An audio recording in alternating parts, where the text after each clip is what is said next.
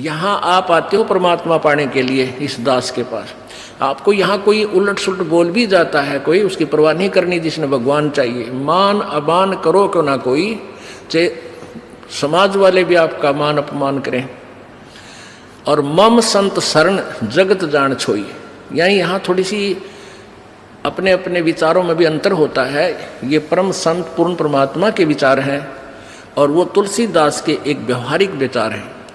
लेकिन यहाँ थोड़ा सा लागू होता है कि गृहस्थी के पास कोई भी आता है तो सबसे पहले प्रणाम करे। सतसाहिब, जैसे हम सतसाहिब बोलते हैं, मान ले कोई राम राम बोलता है तो उसको राम राम ही में उत्तर दे देवे। नमस्ते करता है तो नमस्ते जी, आओ बैठो, तो उसका आदर सत्कारी स्वाभाविक गुण होना चाहिए गृहस्थी में। तो ऐसे वो जो कि पहले वाले सभी में ये विद्यमान था। तो राजा जनक खड़े हो गए सिंहासन छोड़कर जब एक ऋषि जी उनके द्वार पर आए, साधु वेशभूषा वाले, और अलग से एक गद्दा तख्त सुचा साफ तक बना रखे, क्योंकि ऋषि लोग आते जाते रहते थे संतों के पास, राजाओं के पास, तो उनके लिए अलग आसन बनवा रखे थे। अच्छे कपड़े स्वच्छ धोकर रखा करते थे। नौकरों को आदेश दिया कि ऋषि जी आगे हैं और उनका आसन लगाओ अलग से, उनका अलग आसन लगवान लागे। ऋषि जी सुखदेव नौकानो नीचे बैठ गया वहीं पर। तो राजा जनक दौड़कर निकट आए, महाराज यहाँ ना बैठो, महाराज मेरा अपमान ना करो, अपमान ना करो, यहाँ बैठो। उन्होंने बोला नहीं मैं यहीं बैठूंगा। तो राजा जनक कहने लगे भाई ऐसी मेरे से क्या गलती होगी, आप रुष्ट हो ऋषि जी? कि नहीं। फिर बैठे बैठे सारी कहानी सुना दी कि मैं आपको गुरु बनाने आया हूँ और आज मैं ऊपर नहीं बैठ सकता। अब सुथरे दिन आ गए, नर्म आ गया तो भगवान के निकट आ गया। सुखदेव ऋषि बोला कि, और राजा जनक कहने लगे महाराज मेरा क्यों मजाक उड़ाओ, आप तो जन दुनिया को ज्ञान देने वाले, और सूर्य को दीपक क्या दिखाऊंगा मैं सारी कहानी बता दी कि मैं ऐसे ऐसे ऋषि भगवान विष्णु के लोक में गया था, उन्होंने मुझे वहाँ अलाउड नहीं किया। उन्होंने कहा कि मैं आपको गुरु बनाऊं, फिर भक्ति करूं, तब मैं स्वर्ग जाऊंगा, मुझे स्वर्ग जाना है। फिर राजा जनक के जचगी भाई इब तक मैं ठीक बोलता दिखा है।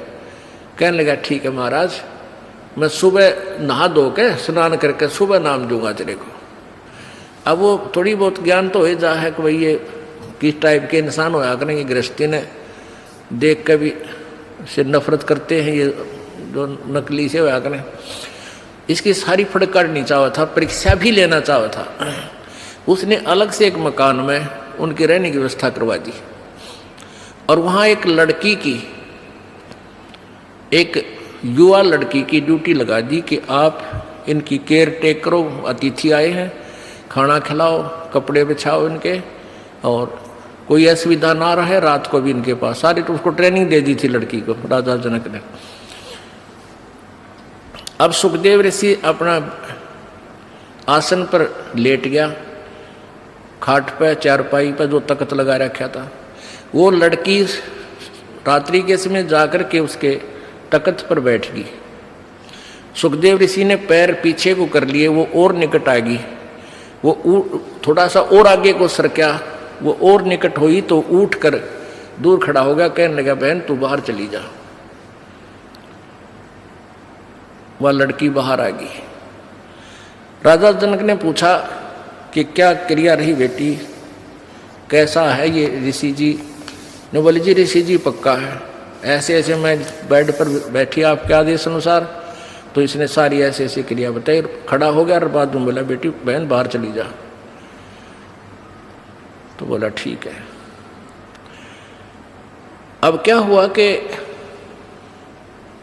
वो उसका नीचे बिछा दिया कपड़ा, जैसे दरी वरी जो बिछा, वो बैठ गया भगत की तरह और कहने लगे बैठ जा ऋषि जी, अब मैं तुझे उपदेश दूंगा, पहले मैं नहा लूँ, स्नान कर लेता हूँ।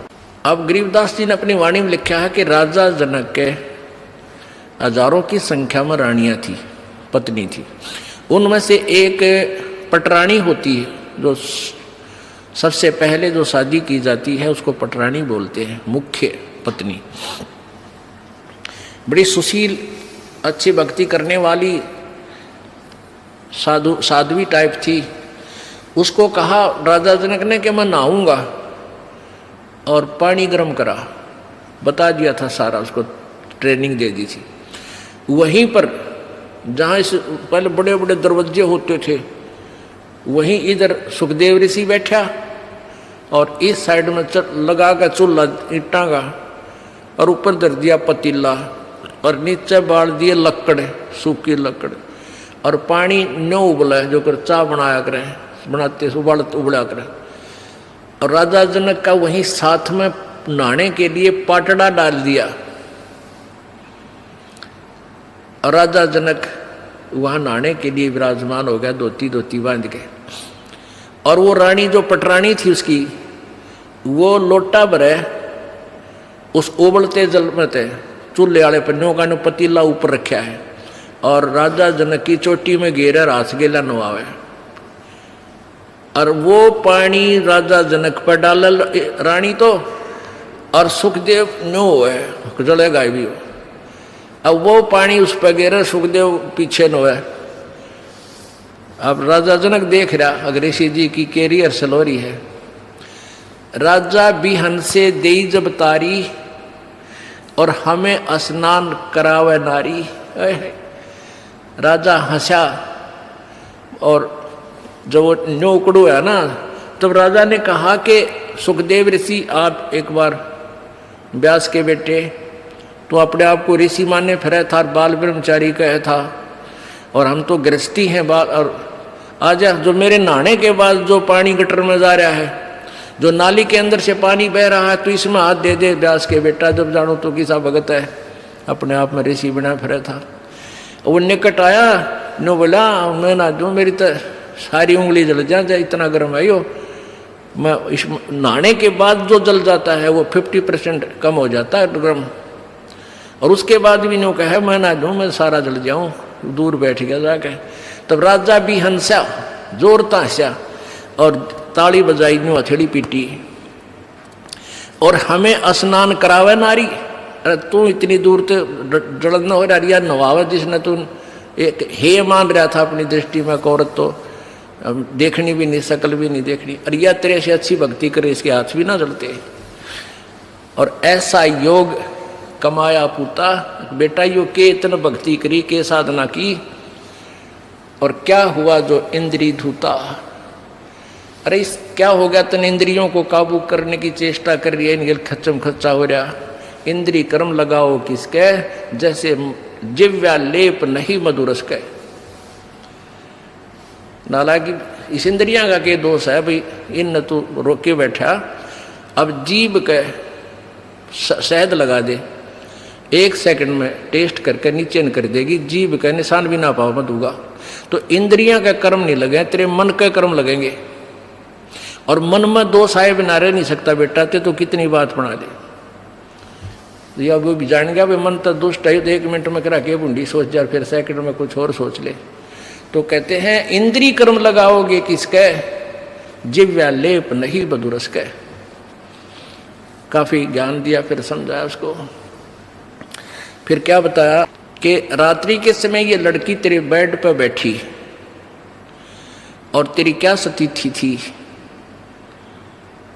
क्यों डर गया, या कोई खावत थी तेरे को, तेरे में ज्ञान नहीं, विवेक नहीं, अब तू आत्म तत्व में भी नहीं है, परमात्मा के निकट कहाँ, तो बहुत देर की बात है। योगी पुरुष आत्म तत्व में आ जाते हैं, स्त्री और पुरुष की आत्मा में उन्हें भिन्नता नजर नहीं आती। अगर तू थोड़ा बहुत आत्म तत्व में भी आ रहा होता, तो भी तेरे अंदर ये शुक्र पैदा ना होती, और बैठ जाता, कहता जा बेटी बैठ, आओ भाई बैठो, बात परमात्मा की चर्चा शुरू करता, उसको ज्ञान सुनाने लग जाता। अब पे दोष खत्म था, तेरे अंदर दोष था, इसलिए तू सुकड़ा इस तरह। एक बार सांग देखने चले गए 2 जने, एक तो पहले जाता था, एक पहली बार गया था, और वो लड़के उस समय लड़कियों का ही रोल बना के और मेल फीमेल का रोल करा करते हैं। तो नाच रहे थे, कोई गा रहा था, अच्छे सुसज्जित कपड़े मेकअप कर रखी थी।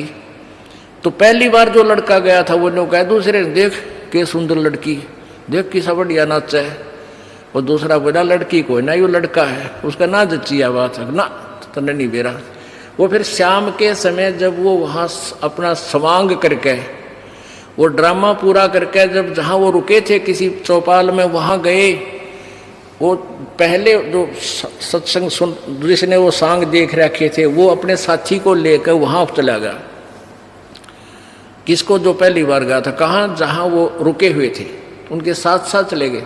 उन बच्चों ने जाते ही वो सारा मेकअप उतार कर, कपड़े निकाल कर न्यारे न्यारे टांग दिए, और वो लड़के नो के नो कच्चे कच्चे में खड़े। तब उसका यकीन हुआ, जो पहली बार सांग देखने गया था, अगर तो छोरे थे, छोरी कोई ना थी। अब अगले दिन जब वो सांग देखने गया, वो नाचा भी था वो लड़का, और लड़की का मेकअप भी था, पर उसने लड़की नजर नहीं आई थी, वो लड़का दिखा था।